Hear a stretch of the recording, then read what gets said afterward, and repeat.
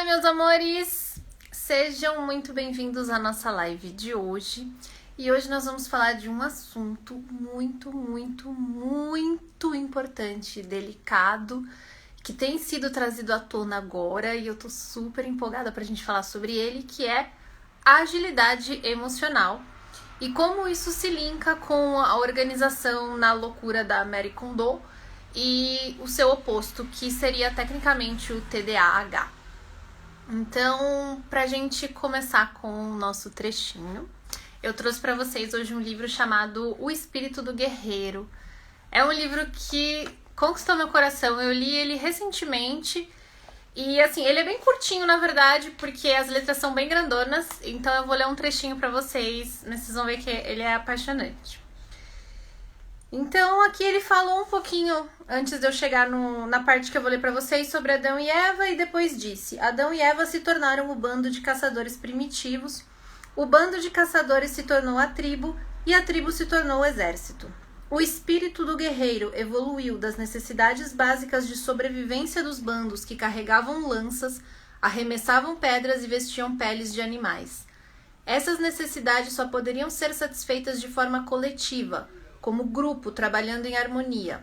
Para juntar o bando, um ethos se desenvolveu, o ethos do caçador. Cada virtude do guerreiro procede dessa coragem, abnegação, amor e lealdade para com os companheiros, paciência, autocontrole, determinação para tolerar adversidades.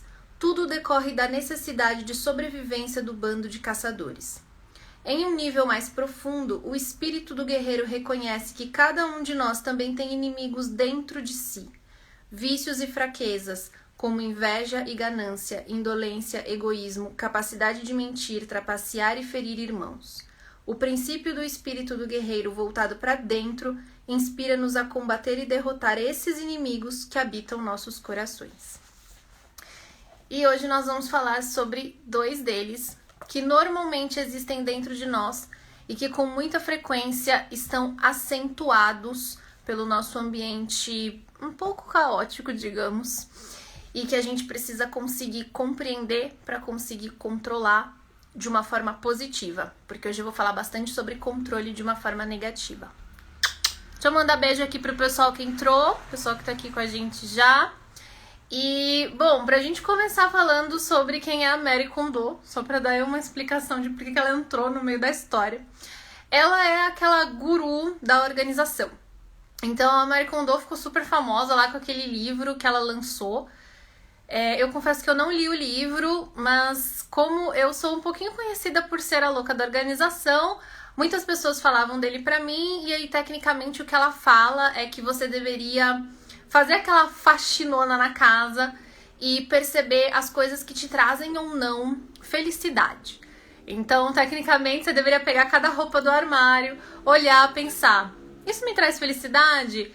Eu tenho realmente uma razão para ter isso, para guardar isso? E aí, se sim, você guarda, se não, você ou descarta, né, ou doa. E assim, isso é bem interessante, eu acho que é sempre muito válido que a gente faça esse exercício de desapego das coisas, só que existe ainda uma problemática nesse método da Marie Kondo. E aí eu falei de Gilmore Girls há algumas lives atrás, e eu morro de rir que nessa nova série que saiu, né, um ano pra recordar, essa nova temporada, tem uma parte que a Gilmore mãe, né, a Emily Gilmore, ela decide seguir aí essa lógica da Marie Kondo logo que ela perdeu o marido. Então, tipo assim, em um momento em que ela tá hiper triste, em um momento que ela tá de luto, em um momento que ela tá vivendo toda aquela dificuldade de lidar com as emoções, ela decidiu olhar para as coisas, pensar se as coisas davam felicidade ou não e daí jogar fora conforme as coisas davam ou não felicidade. Tipo, joguei a casa fora. E aí é bem engraçado, eles usam bastante humor pra falar sobre isso, só que eles trazem um assunto muito sério, que é essa questão da gente conseguir lidar com as nossas emoções, compreender o que a gente tá sentindo, saber qual o momento, inclusive, de usar aí a técnica da Marie Kondo pra organizar a casa. E para além disso, saber que manter a casa organizada é uma questão de todo dia fazer um pouquinho, abrir mão de um pouquinho, porque você não vai ter a casa 100% hiper mega organizada, limpa, arrumada, perfeita o tempo todo. E caso isso esteja acontecendo, é muito possível que esteja evidenciando aí alguns problemas para os quais a gente vai olhar nessa live. Eu tô vendo aqui só vocês dando risada, né? Dando risada de mim, dando risada da Mary Kondo, da Emily Gilmer, tá todo mundo rindo. Faço isso muito, as faxinas. Eu também. Inclusive tem um documentário muito legal na Netflix, que é aquele estilo de vida minimalista. E tem um chamado Movimento Tiny House. Se você gosta dos documentários de decoração, sabe esse negócio de casa, que decora casa, esse tipo de coisa? Esse Movimento Tiny House é muito legal. Eles falam sobre pegar uma casa gigante, né? O pessoal nos Estados Unidos que mora naquelas casas enormes, com jardim e tal, e passar a morar praticamente num trailer. E eu já fiz isso e é algo muito bacana, de verdade. Porque realmente é assim, é um diálogo entre você e o espaço. É quase como se você e as coisas dividissem o mesmo espaço e tivessem que coexistir de uma maneira harmônica. Então coisas em excesso incomodam e vazios demais também incomodam. E é muito bacana isso. Eu assisti todo o Tiny House. Olha lá, a pessoa já tá aprendendo.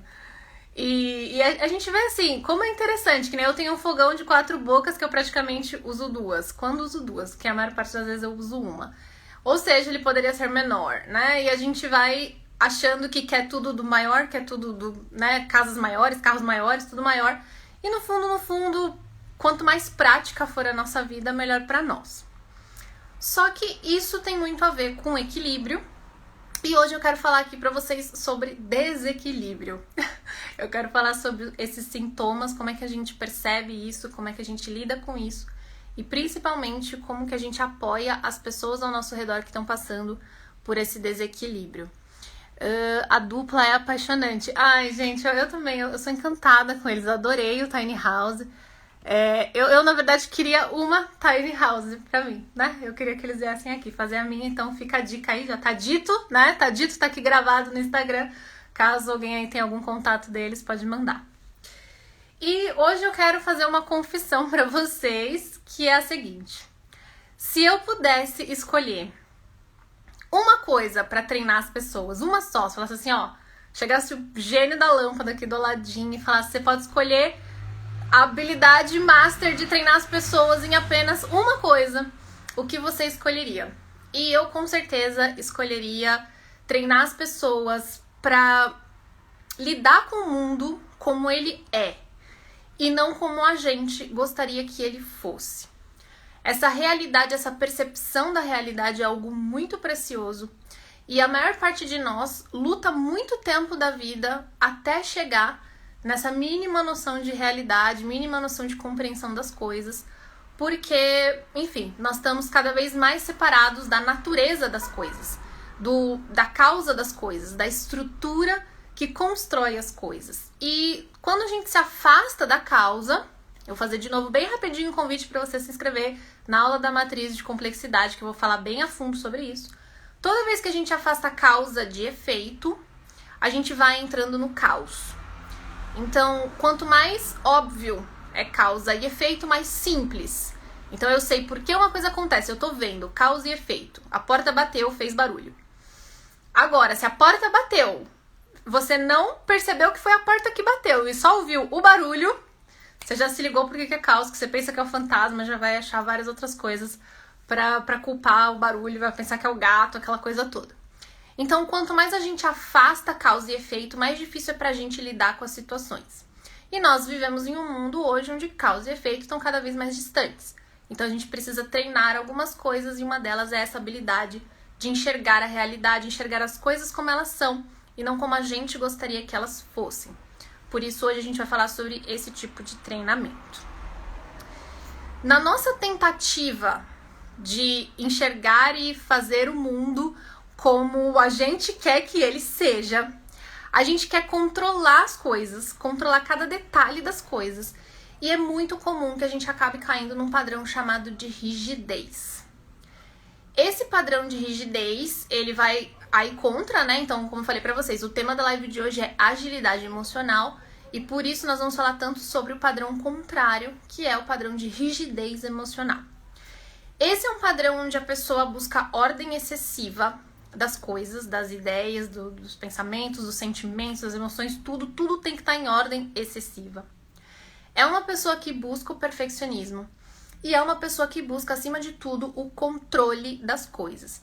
E é o controle real, é controle mental, é controle emocional, é controle do ambiente que a pessoa tá, é controle da regra, então a pessoa que quer criar a regra das coisas, como que o outro tem que seguir a regra. E com muita frequência, essa pessoa ela quer controlar tudo isso porque ela precisa ter algum norte. Então ela cria esses movimentos para ela cria essas sequências para ela, e as outras pessoas elas precisam seguir isso. E é bem complexo dialogar com uma pessoa controladora demais, né? Então controladora já é difícil, controladora demais é realmente difícil de se relacionar, e normalmente, assim, nós somos poucos a apresentarem esse último nível, né? Aí ele realmente precisa ser tratado. Eu recomendo que todo tipo de necessidade de controle seja tratado. Vocês sabem que é da minha opinião que todo mundo tinha que fazer terapia, então a gente vai aparando as arestas, né? Eu acho que a terapia e a filosofia, elas têm essa função.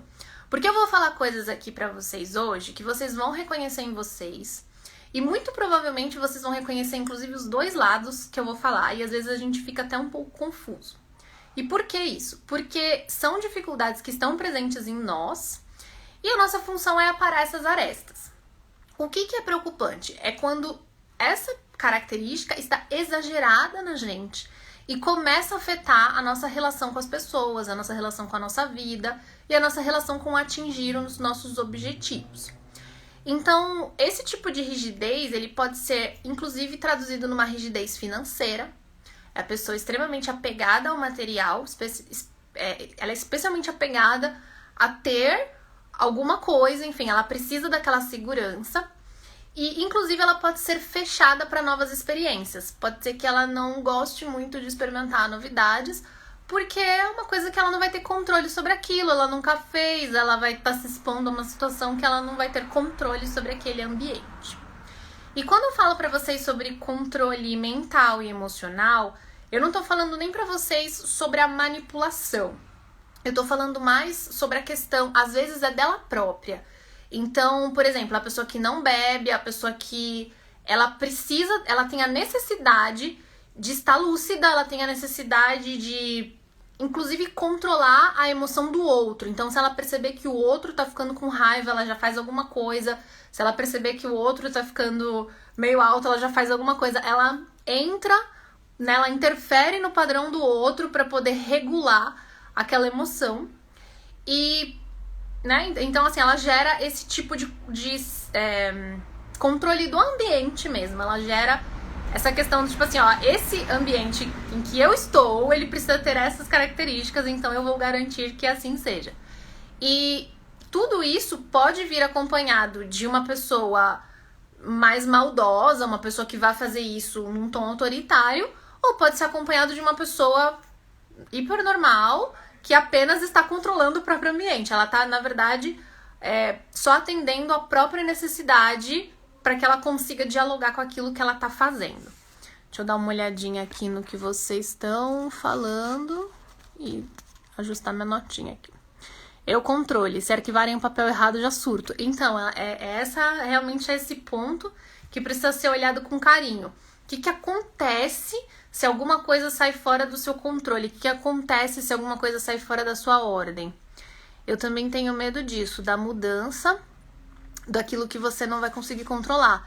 Então, é natural que o padrão, né, seja entendido todo de uma forma só.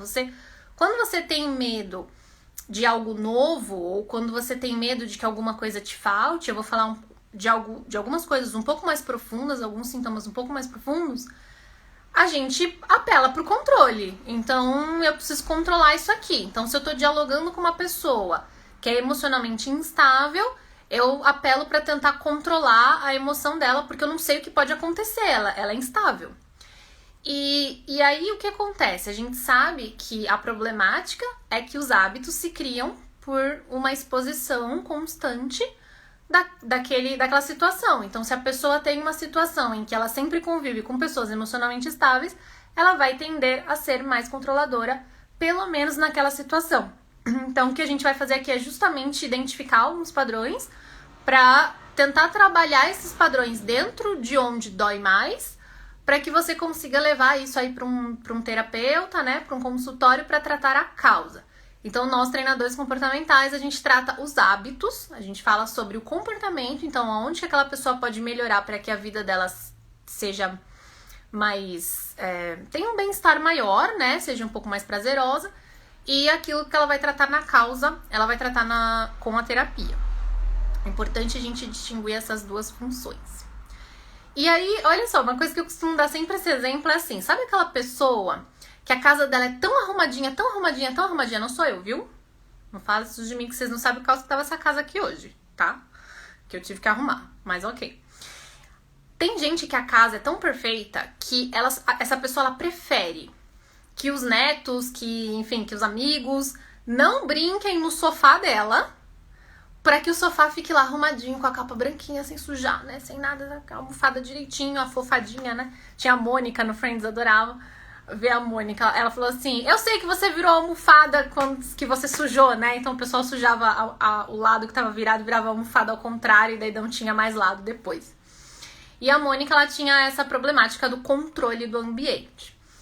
E isso é uma forma, inclusive, de exemplificar quando que essa característica tá atrapalhando a pessoa.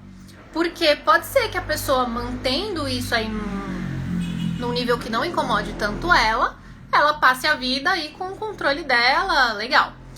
E agora, o perigo é justamente esse, é justamente que você prefira ter o seu sofá intacto do que as pessoas brincando, sendo felizes, enfim, ali junto com você, só porque te dá angústia que elas estejam sentadas desmanchando a manta do sofá ou qualquer coisa assim. Então, esse é o perigo e a gente vai falando sobre isso nesse momento. E eu vou falar pra vocês, eu conheci uma pessoa que elevava isso assim ao máximo.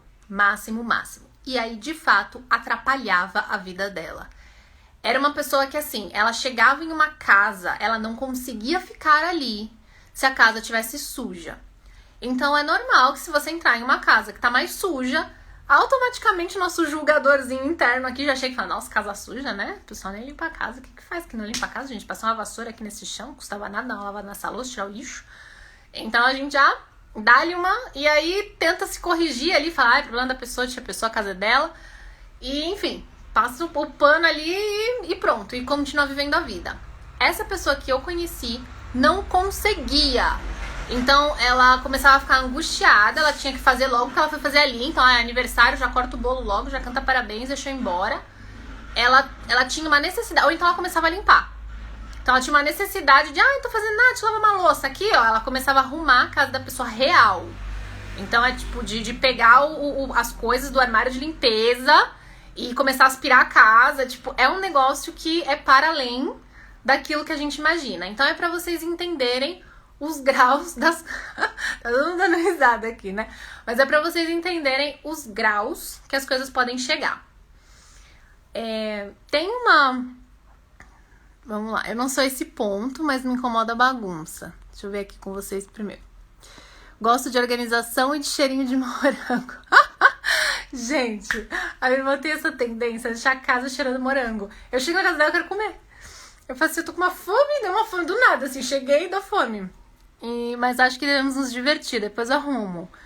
E, meu Deus, que caso doido, a própria pessoa deve sofrer com isso. Sofre muito.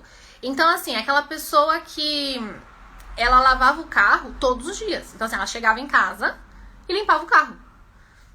Vocês conseguem imaginar isso na rotina de vocês? Chegar em casa e limpar o carro todos os dias? E isso é interessante porque, assim, eu brinquei que eu arrumo a casa e tal, o pessoal fala que minha casa é arrumadinha. Eu gosto de ter a casa arrumada porque eu sou uma pessoa que tem a tendência oposta. Eu vou falar um pouquinho disso mais pra frente pra não atropelar.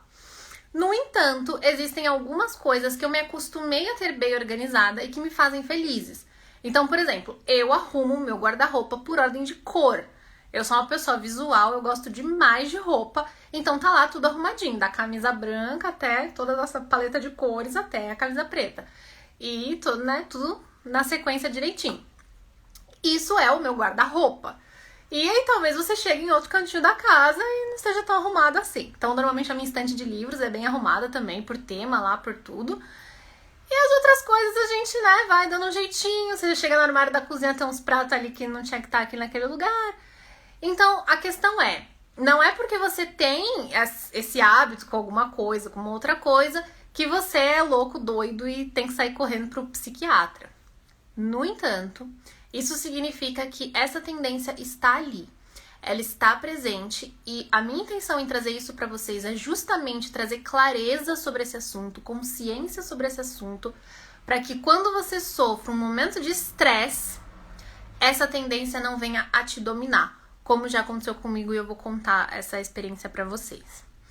Então, o que acontece? Com muita frequência, a gente tem a sensação de que não quer que nada saia fora do lugar. Então, tipo assim, a gente arruma lá. Então, eu vou contar pra vocês aí comigo o que aconteceu. Passei por um relacionamento uma vez. E em um momento de muito estresse na minha vida. E essa pessoa era emocionalmente instável ao máximo. Então, eu já lidava com uma pessoa emocionalmente instável em casa. Meu trabalho é um estresse geral, porque eu sou empresária, sejam bem-vindos. E aí eu tinha esse estresse no relacionamento. Então eu tinha estresse em todas as áreas da minha vida e eu não conseguia controlar absolutamente nada. Eu não tinha controle sobre a minha rotina, não tinha controle sobre a minha casa, não tinha controle sobre a minha casa, nem meu próprio espaço, como as pessoas que estavam na minha casa, né? Então assim, a gente começa a viver muito no caos. E aí o que começou a acontecer? Começou a aflorar essa questão do controle. Então, tipo assim, se todo mundo é instável ao seu redor, eu comecei a ser extremamente controladora. Então tem que ser assim, assim, assim, é dentro desse tempo, eu comecei a dar ordem pras coisas, dar tempo pras coisas, ó, tem que fazer em determinado tempo. E assim, comecei a seguir todos aquela autoajuda elevada ao extremo, que fala que você tem que seguir tudo aquilo, aquele procedimento certinho. E se saísse daquele procedimento me incomodava demais, então eu tinha processo pras coisas, eu tinha processo até pra lavar a louça, assim, ela lava a louça, arruma a louça aqui, lava a louça aqui, enxágua a louça aqui e coloca a louça pra secar ali. Então, tudo isso, né, tá processualizado. Então, se eu fosse sair, por exemplo, com esse garoto, e ele falasse 8 horas ele não tá na porta da minha casa, era tipo, já tá ligando, eu falar, cadê você que você deu 8 horas e não chegou? E assim, as pessoas se assustam, né? Isso, no mínimo, assusta a pessoa. Você fala, meu Deus. E, enfim, o que aconteceu foi que você começa a perceber que você não vai conseguir manter aquilo. Porque você não vai conseguir controlar a vida inteira. Você vai conseguir controlar alguns aspectos da sua vida, outros não. E vamos viver todos com isso dentro das nossas emoções, enfim, da forma como as nossas emoções se apresentam pra nós. E aí eu me lembro que teve um momento da minha vida, assim, mais ou menos nesse momento, em que eu pensava assim, eu só queria não sentir nada, né? Eu queria que todos esses sentimentos fossem embora. De confusão, né? Toda aquela coisa assim. Então, isso não é uma tendência suicida, gente. Eu apenas queria não sentir nada, né? Queria que fosse tudo plano, reto, lindo, uma água calma. E aí eu me lembro que eu assisti uma palestra muito tempo depois, e essa frase me marcou muito, eu vou trazer ela aqui pra vocês, que assim, ela disse o seguinte: toda vez que eu escuto alguém falar que queria não sentir nada, que seria não sentir o estresse, não sentir a dor, não sentir a tristeza, não sentir a depressão, enfim, logicamente a pessoa tá falando sobre sentimentos ditos negativos, né? Vou colocar aspas aqui gigante, caso você não esteja olhando, só ouvindo, tem aspas. E ela falou assim: você tem os desejos de uma pessoa morta. E eu caí na gargalhada, eu falei assim, gente, olha só, é verdade. Então, no fundo, o estresse, a ansiedade, a tristeza, a depressão, seja lá o que for que você esteja sentindo, por mais que esteja te incomodando, é uma menção gigante ao fato de que você está vivo, né? E que você está vivendo situações, e que essas situações precisam ser entendidas, elas precisam ser trabalhadas, só que elas estão sendo vividas, e elas estão sendo vividas com intensidade. E aí essa mesma palestrante, ela disse o seguinte, ela disse: desconforto é o preço de admissão para uma vida com sentido. E eu achei aquilo a coisa mais linda, eu guardo ainda no coração essa frase e, por favor, propaguem aí para os 4 cantos do mundo. Essa é a maior de todas as verdades. O desconforto, ou essas sensações que a gente entende que são negativas e que estão incomodando e que a gente queria que sumissem, por isso a gente controla tudo ao nosso redor, elas são o preço de admissão para uma vida que tenha sentido, para você lutar por algo que tenha um real propósito, nem que seja a sua própria liberdade. E a gente falou sobre a liberdade aí numa das lives mais aclamadas do Aladinho. Eu fiquei super feliz com a repercussão. Então, caso você não tenha visto, dá uma espiada lá.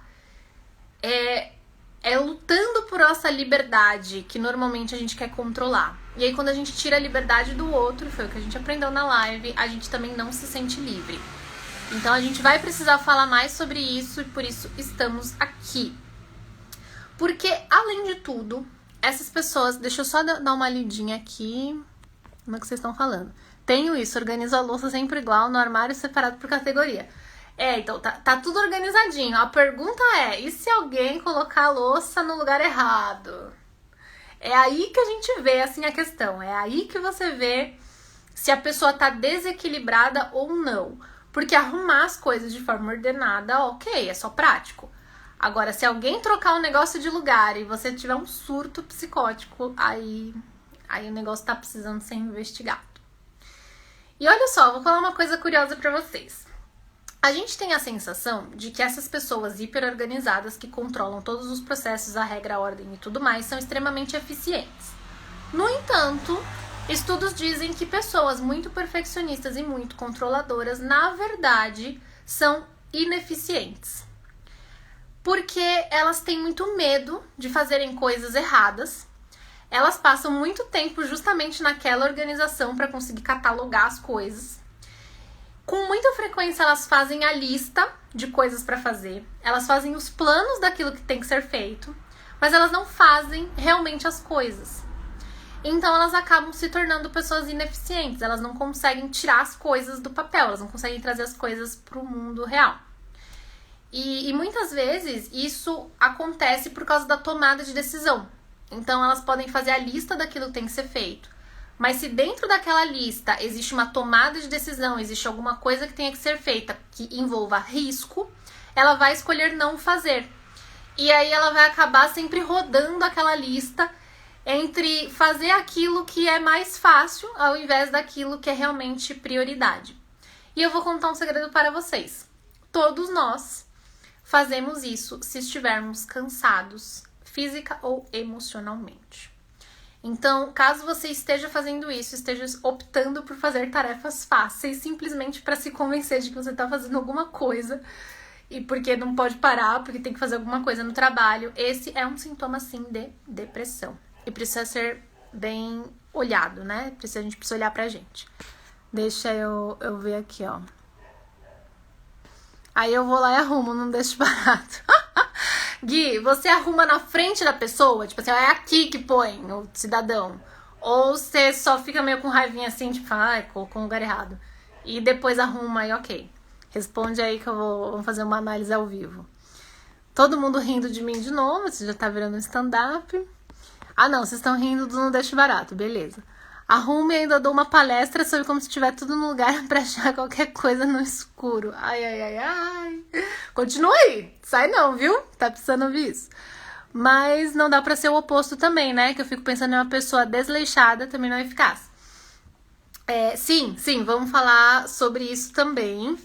E olha só, a próxima coisa que eu fiz uma notinha aqui pra não me perder muito no tema, porque eu queria trazer ele de uma forma mais sequencial. Normalmente essas pessoas têm um certo orgulho dessa característica. Então, o que elas fazem? Elas querem meio que culpar o outro por não seguirem aquilo que elas seguem. Então, tipo assim, elas apontam justamente a desordem alheia. E a minha irmã está aqui que não me deixa mentir, que a mesa da minha irmã era uma desordem que só, e aquilo me dava uma angústia, não conseguia conviver com aquilo. Que um dia, em um momento de bullying, aqui confesso, eu tirei uma foto da mesa dela arrumada. A gente arrumou a mesa dela. Acho que ainda tem essa foto no meu Instagram.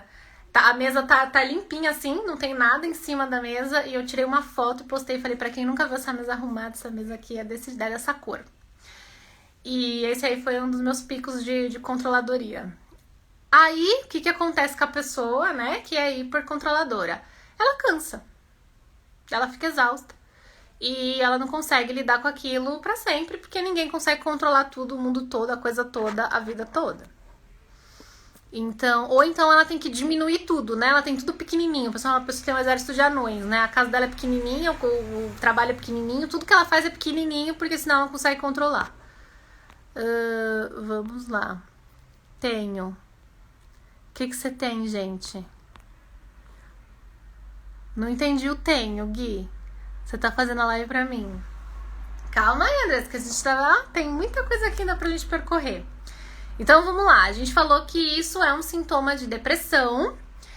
E agora eu vou falar uma coisa pra vocês sobre o que a gente vem falando aí dos ambientes e das relações humanas.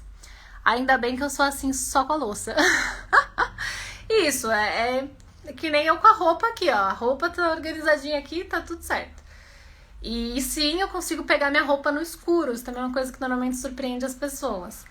Eu consigo me arrumar no escuro, do começo ao fim. Então, pra mim, isso aí é o essencial. No mais, pode estar tudo bagunçado, não tem problema. Meus livros também têm que estar arrumados. E olha só, por que é que as pessoas desenvolvem esse tipo de necessidade absurda de controle? Normalmente é porque elas vivem, ou viveram, em um ambiente caótico. E o ambiente caótico, ele não necessariamente é um ambiente em que está tudo bagunçado. Ele pode ser um ambiente emocionalmente instável. Então, a pessoa pode estar tentando sempre controlar, assim, monitorar o próprio ambiente. Pode ser que ela esteja monitorando uma pessoa. Então, existem aí crianças que crescem com pais mais instáveis. Então, elas ficam monitorando tudo. Então, assim, se tiver um brinquedo no chão, o pai briga. Então, a criança fica o tempo todo monitorando para não deixar o brinquedo no chão, pro pai não brigar. E aí ela controla ela, o irmão, a vizinha, enfim, todo mundo que não tem nada a ver com o assunto. E, na verdade, ninguém pediu pra ela fazer isso e ela mesma não tá percebendo tanto que ela tá fazendo isso. É uma coisa que ela faz de forma instintiva. Ela percebe que dá certo e aí ela acaba levando esse padrão pra vida. Ela pode também estar tentando controlar a própria realidade. E isso é algo um pouco mais sério.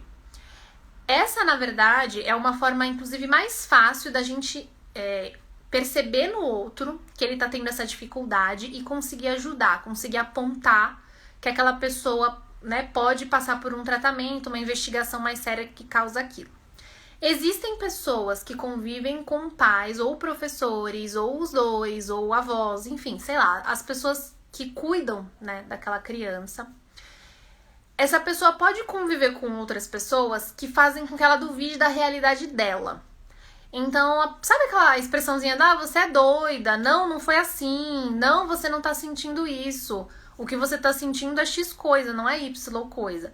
E aí a pessoa ela tá sempre em dúvida se ela tá certa ou não.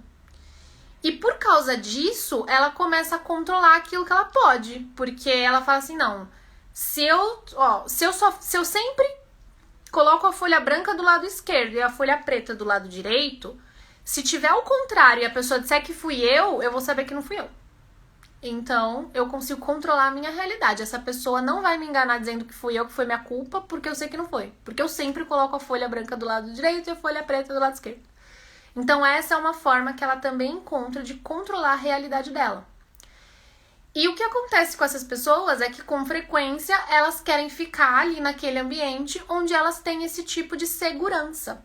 Então, elas se sentem seguras, elas sabem que ali elas conseguem controlar o próprio ambiente, então elas não se aventuram por aí. E muitas vezes, quando elas se aventuram por aí, elas não se dão muito bem com a bagunça do mundo e acabam preferindo voltar ou, enfim, preferindo restabelecer o mesmo padrão de inconstância, enfim, encontrar um parceiro que também é emocionalmente instável para cuidar, enfim. Aquela coisa toda que a gente sabe que acontece e que eu prometi para vocês que eu vou fazer uma sequência um pouquinho mais aprofundada sobre essa disfuncionalidade dos relacionamentos. Só que no trabalho, isso é muito delicado. E aí eu vou fazer agora esse link com o trabalho e os opostos, né? Imagina trabalhar com uma pessoa dessa o tempo todo e sendo diferente dela. Como é que você fala pra pessoa que na pressa você não viu em que pilha que você colocou o papel? Ou que você não fez exatamente todos os pontos do fluxograma que ela desenhou? Ou que você não atendeu o telefone dizendo as palavras exatas do script que ela te deu?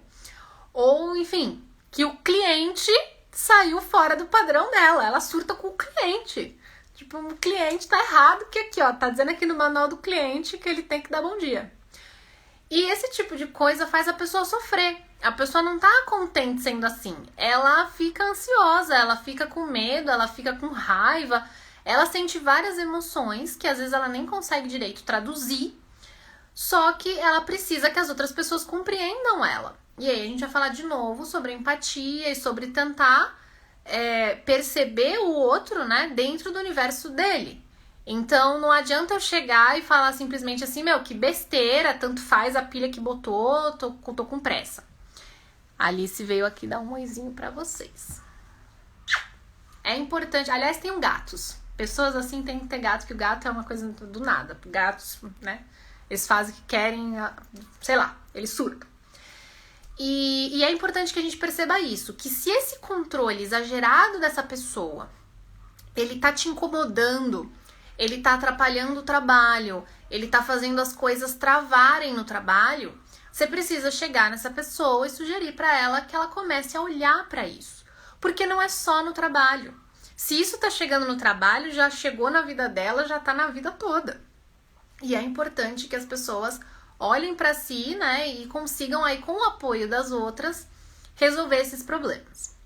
Agora vamos lá para um outro ponto interessante sobre essas relações, tanto no trabalho quanto na vida pessoal. Com muita frequência, essas pessoas elas acabam se dando muito bem com os opostos, que são as pessoas que a gente costuma chamar de... a sigla é TDAH, eu nunca sei direitinho o que é, acho que é transtorno... Gente, não sei mesmo, é aquele transtorno da atenção, né? A pessoa não consegue ficar concentrada muito tempo em alguma coisa. Deixa eu só ler aqui o que vocês estão falando pra gente fechar. Uma coisa que tentei seguir de conselho foi realmente rever meus conceitos sobre controlar, tanto meu ambiente de trabalho, que eu ficaria escrava disso e nunca teria paz. Sim, e assim, não é negativo, né? A pessoa construiu o fluxograma, construiu o processo, construiu o script, não são coisas negativas. O negativo é a pessoa ficar dependente dele. Então, assim, eu posso escrever um script lá daquilo que eu quero que as pessoas falem toda vez que o telefone toca. O telefone nem toca mais, né? Vocês estão ouvindo a live aqui pensando, gente, quem é que atende o telefone? Mas ainda toca. E então, beleza, tá lá o script que tem que ser dito. Só que se o script não tá lá, o script some, sei lá o que aconteceu com o script, você tem que ser capaz de reagir àquilo. Essa habilidade a gente não pode perder. A habilidade de improvisar, né? Porque é essa habilidade de improvisar que dá segurança pra gente tentar coisas novas, sair por aí, enfim, e conhecer novos mundos. E ao mesmo tempo se permitir errar. Porque errou conserta, enfim, vai, né, criar aí uma outra forma de resolver a situação, trazer a criatividade, trazer a inovação. Distúrbio do déficit de atenção. Muito obrigada. Isso significa o TDAH. E aí são as pessoas que a Andressina comentou, são as pessoas que são o extremo oposto, que também não são eficientes. Por quê? Porque a pessoa é o que a gente costuma chamar de pessoa caótica. A pessoa não segue nenhum padrão, ela não tem nenhuma regra. Sabe aquela pessoa que você fala assim, fulano, tem que sair às 8 da manhã, a pessoa tá dormindo. Aí dá 10 para as 8, a pessoa tá dormindo. Aí você fala, ó, tem 10 minutos para acordar, escovar o dente, vestir a roupa e sair. Aí a pessoa parece que funciona assim. Porque ela funciona justamente assim. Ela funciona na ordem exata e precisa sobre qual a sequência que ela tem que seguir. E aí a pessoa que é controladora, o que ela faz? Adora, né? Então adoro essas pessoas que eu posso dar um tranco aí na pessoa e que ela vai seguir o meu padrão. A pessoa que tem TDAH, por outro lado, ela acaba conseguindo ter uma vida mais eficiente ao lado de alguém que é mais controlador. Porque eles vão, de uma forma meio torta, se equilibrar. O que é que não pode acontecer? um não pode ficar viciado na presença do outro. Tipo, só consigo fazer a coisa com aquela pessoa do lado. Só acordo, só tenho eficiência, ou enfim, só vivo com aquela pessoa do lado. Senão, eu não consigo, eu saio de emprego toda hora, eu quebro a empresa, enfim. Uma série de coisas aí que a gente vê dessas pessoas um pouco mais caóticas, que buscam o tempo todo as novidades, que são os opostos, né, a essas pessoas mais controladoras. Essa é uma problemática. A segunda problemática é: pessoas mais controladoras também tendem a controlar pessoas emocionalmente instáveis. E aí parece que vira um imã dessas pessoas. E o que acontece com isso e o que aconteceu comigo naquele relacionamento? Você olha a pessoa emocionalmente estável e fala: olha aqui, ó, que delícia de pessoa. Uma pessoa com os problemas aqui pra gente resolver na cabeça, né? Os probleminhas aqui pra gente consertar. Vamos adorar controlar esse cidadão. Só que o cidadão, ele tá lá sendo emocionalmente instável como ele já era mesmo. E você tá lá sendo controladora como você já era mesmo. Só que quando o estresse chegar, né? Quando ele sofrer algum tipo de estresse, isso pode ser muito pequeno, pode ser um dia difícil no trabalho, pode ser uma coisa muito boba. Ele vai aumentar o nível de instabilidade emocional naquele dia e você vai aumentar o controle. E isso é chato.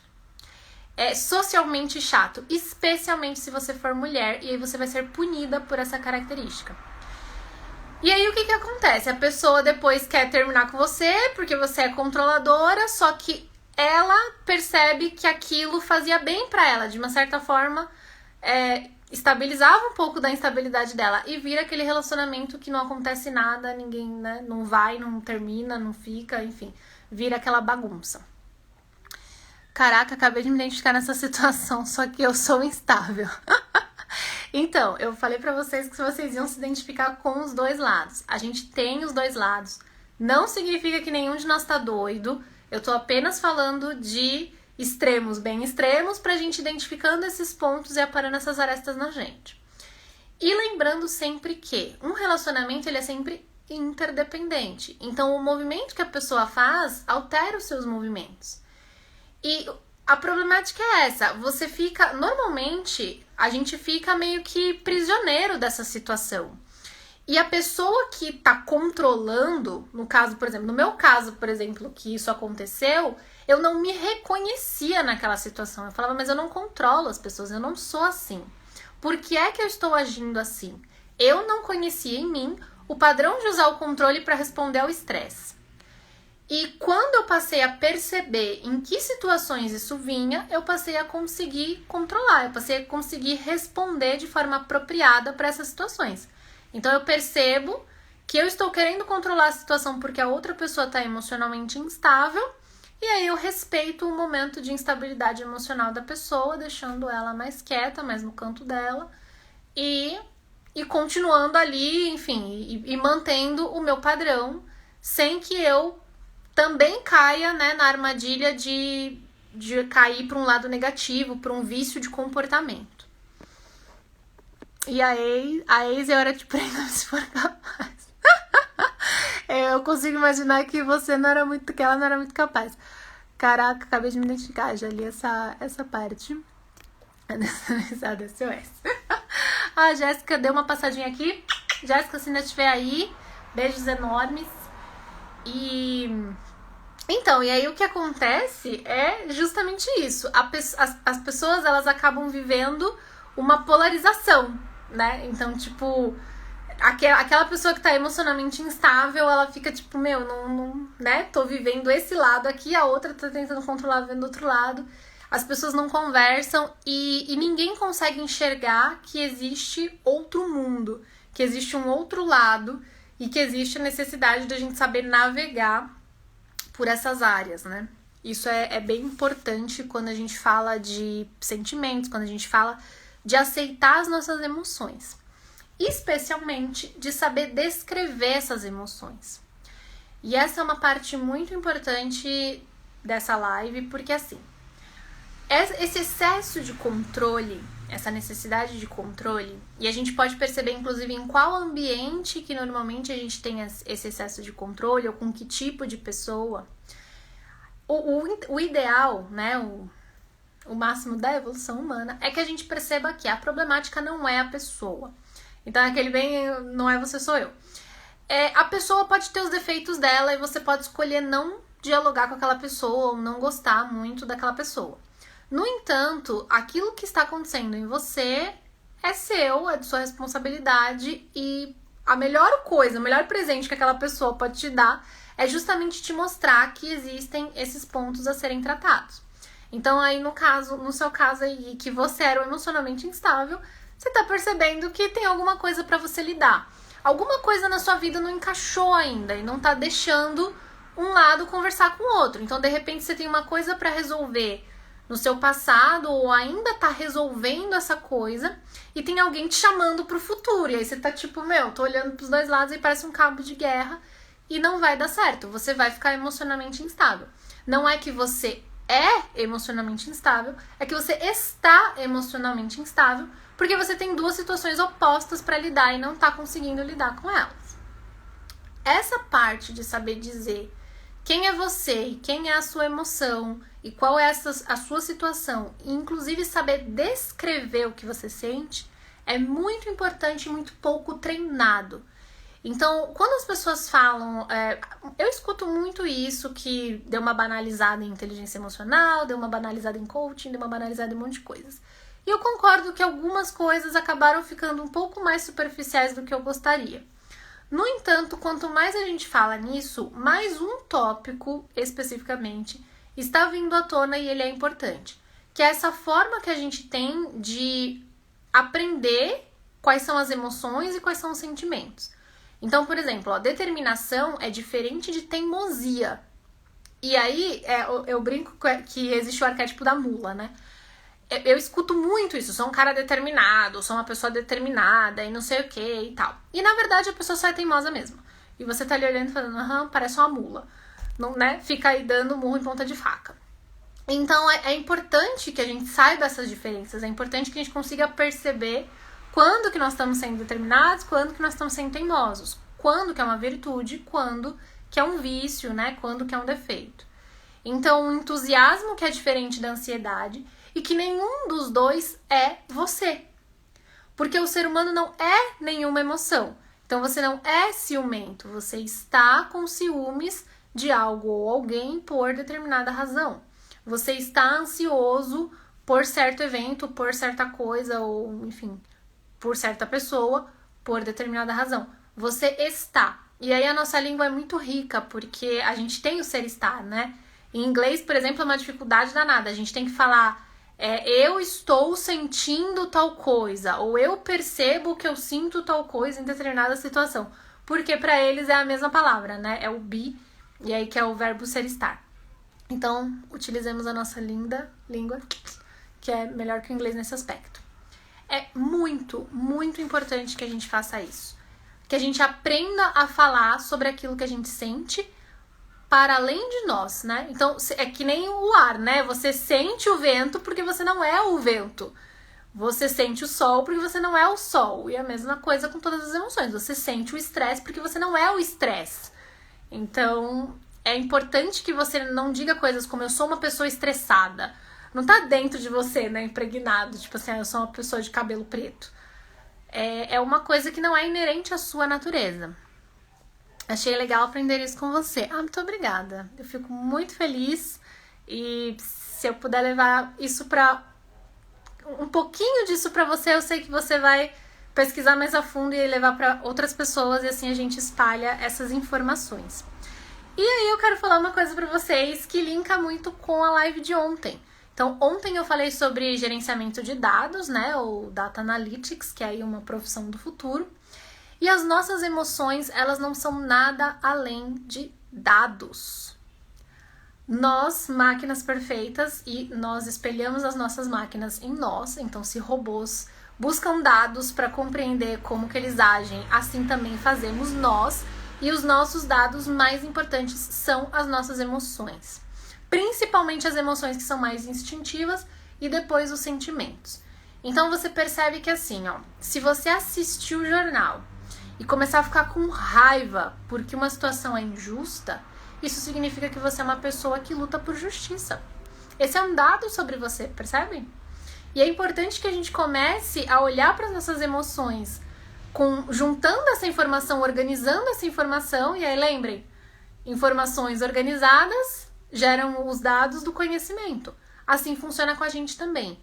As emoções que se tornam informações organizadas é que geram o conhecimento, que são a base da sabedoria.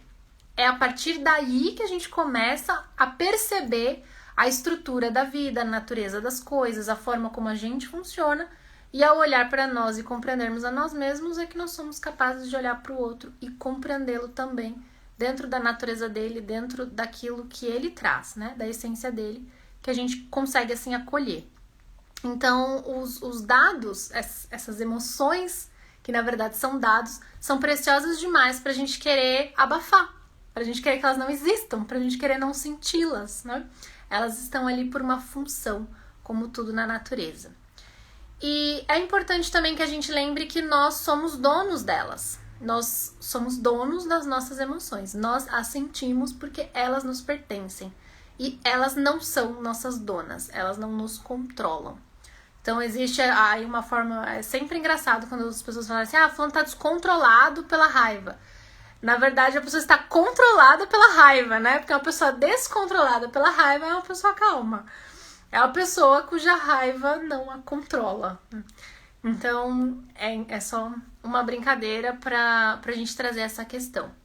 Nós somos donos delas e nós escolhemos como nós podemos responder, embora nós não possamos escolher como que a gente sente, né? Essa informação nos é dada porque é importante. Então, você olhou uma coisa e ficou com raiva, é importante. Isso é uma informação importante, não é para você não sentir. A sua função é acolher a informação e pensar, por que eu estou sentindo raiva? Para que serve essa raiva? E responder de acordo. Hoje mesmo eu estava bem atento nas emoções, ainda tentei passar a ideia pro parceiro de trabalho. Aí, ó, tá vendo? É isso que eu faço, gente. É a corrente aí que vai levando as informações, o conhecimento, vai transformando, a gente vai montando cada vez mais ciência, né, em cima de tudo isso. E diz uma psicóloga norte-americana que as nossas emoções, quando organizadas em dados de sabedoria, são o caminho para o melhor de nós. O que faz todo sentido, já que se a gente pensar que emoções bem organizadas levam à sabedoria, a sabedoria com certeza é o caminho para o melhor de nós, para que a gente apresente a nossa melhor versão. E em sermos o melhor de nós, enxergamos o melhor do outro. Eu anotei essa frasezinha aqui, mas acabei já passando por ela, não que não valha falar sobre isso 1000 vezes. Quanto melhor nós somos, quanto melhor nós nos sentimos, quanto mais positividade a gente enxerga em nós, mesmo que a gente enxergue, né, e na verdade, principalmente quando a gente enxerga também aquilo que precisa ser melhorado em nós, a gente consegue enxergar o outro com mais verdade e assim com mais carinho, né, com mais compaixão, com mais amor. Fingir nos desconecta um do outro. Então, fingir que você não tá triste, fingir que você não sente um luto se você perdeu alguém, né? Fingir que aquilo não tá acontecendo ou fugir daquela situação nos desconecta um do outro. E aí, nos desconectando, a gente tem menos acesso a todo esse trabalho, né? O apoio em todo esse trabalho com as nossas emoções que faz tanta diferença. Por isso que um amigo faz tanta diferença, por isso que um parceiro de vida faz tanta diferença quando a gente fala em superar momentos difíceis. Porque o que aquela pessoa tá trocando com você é a conexão das emoções. E aí quando a gente desconecta por fingir ou por fugir, a gente acaba sendo desinteligente. Eu adoro essa expressão. Então, um último recado pra vocês hoje, não sei nem que oração que de novo eu fiquei aqui tagarelando que nem uma louca. Prestem atenção nos sinais das pessoas perto de você. Prestem atenção nas pessoas... Sabe aquela pessoa que a gente às vezes brinca? A pessoa obsessiva, controladora, louca. Muito provavelmente essa pessoa tá passando por um momento difícil ou passou por um momento difícil e não conseguiu se recuperar totalmente. Precisa de um apoio nisso. Tem pessoas que elas têm um movimento meio lento. Não sei se vocês já perceberam. Assim, tem gente que parece que é meio devagar. Aí você dá vontade de dar um tapa na pessoa e falar, acorda, faz rápido as coisas. Esse movimento meio lento também pode significar um tipo de depressão. Pode ser que a pessoa esteja cansada e esteja fazendo as coisas devagar, porque é o ritmo que ela consegue. Pessoas que assistem muita TV, assim, em nível exagerado, né, que já começa a prejudicar um pouco a vida da pessoa. Pode ser que ela esteja fugindo da realidade. Então, também é um ponto para prestar atenção.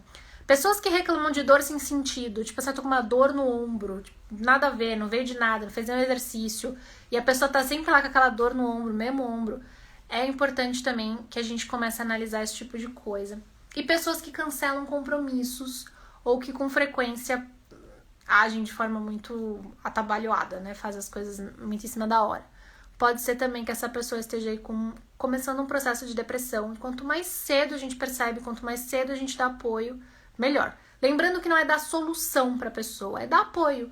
Oferece um café, oferece um espaço ali, um chá, alguma coisa, para ela falar, para ela conversar. E se surgir o momento, se vocês criarem a conexão de chegar ao momento e dizer que talvez seja interessante ela procurar um processo terapêutico, aí você pode oferecer a solução. No mais, apenas ofereça o espaço de empatia, que já vai ser bastante importante. Eu vi aqui que tá super, hiper em cima da hora. Eu na vida, da agonia de gente lenta. Mas é importante a gente perceber. Assim, pode ser preguiça, né, gente? Convenhamos. Mas aqui a gente vai aprendendo justamente isso. Analisar quando que a coisa tá passando do limite ou não tá. Assim como controlar certas coisas é positivo, a preguiça também tem sua função, tudo tem sua função. A questão é, coisas em exagero são sinais de que alguma coisa tá errada. E aí, um último recado que eu quero deixar pra vocês é assim, não é fácil conviver com lesões mentais. E muitas vezes, quando a gente convive com pais ou com avós, enfim, professores, cuidadores, que são emocionalmente instáveis ou que tinham alguma doença, mesmo que física ou mental, qualquer coisa do tipo, e a gente teve que conviver com isso, a gente não teve muito acesso a essas informações. Então ainda não era tão discutido que as emoções dos outros influenciavam as nossas emoções. A gente sabe muito melhor disso agora. Conviver com isso já não foi fácil, então não crie essas lesões mentais em você. Procure apoio. Se você acha que é exagerado a terapia, não precisa ir para psicólogo, procura um bom coach, ele vai saber. Se ele for bom, ele vai saber se é o seu momento de fazer um coach, se você já está maduro para isso, ou se você precisa de uma terapia, se é melhor que você passe por um processo um pouco mais profundo, se um treinamento é indicado para você ou não. A gente sabe quase que de olhar para a pessoa qual que é o momento que ela está passando e a gente consegue apoiar. E ao mesmo tempo a gente também consegue trazer informação para que vocês consigam apoiar as pessoas próximas de vocês. Essa é a intenção aí de todas essas lives. E hoje eu decidi falar sobre controle, falar sobre algo um pouco menos técnico, embora seja emocionalmente técnico, né? Seja humanamente técnico. Algo um pouco menos ligado à tecnologia, porque é algo que tem atrapalhado muito mesmo os nossos sistemas de trabalho nas startups.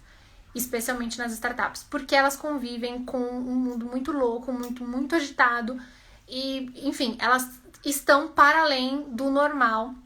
Tudo ali é muito caótico e é importante que a gente comece a compreender esses cenários para entender como que eles dialogam bem. Para a gente não lesionar a mente de ninguém e 2, para a gente conseguir apoiar as pessoas em construir esse mundo melhor, esse mundo cheio de propósito que a maior parte das startups enxerga. Certo? Então, um beijo enorme pra vocês. Obrigada por dividirem as experiências de vocês aqui, né, ao vivo. Ao vivo é uma palavra muito chique. Fico muito feliz e agradecida também, né, por a gente fazer essa troca. Quiserem conversar mais, estamos à disposição. Esse é um assunto muito delicado e é um assunto que vale muito a pena prestar atenção. Especialmente se você está tendo um quadro de hipercontrole de alguma situação e que você não é assim normalmente, ou não se sente assim, não se reconhece naquele papel. Isso pode significar que alguma coisa está doendo em algum lugar e que a gente precisa olhar para isso agora já, certo? Beijos enormes para vocês. Eu não vou mentir, sou cara de pau. Falo meus defeitos também. São todas características, né? O que a gente costuma tratar como defeito, na verdade, a gente trata como um vício que precisa ser olhado, que precisa ser cuidado e que precisa ser entendido. E muitas vezes ele tem uma função em determinado ambiente. Ele tem uma função para determinadas pessoas. Ele só não pode ser utilizado no ambiente errado, porque daí machuca você e as pessoas ao redor, ou só machuca você em muitas vezes você é a pessoa machucada, então precisa muito olhar para isso. Olhemos uns pelos outros, certo? Beijos, beijos, beijos e até amanhã.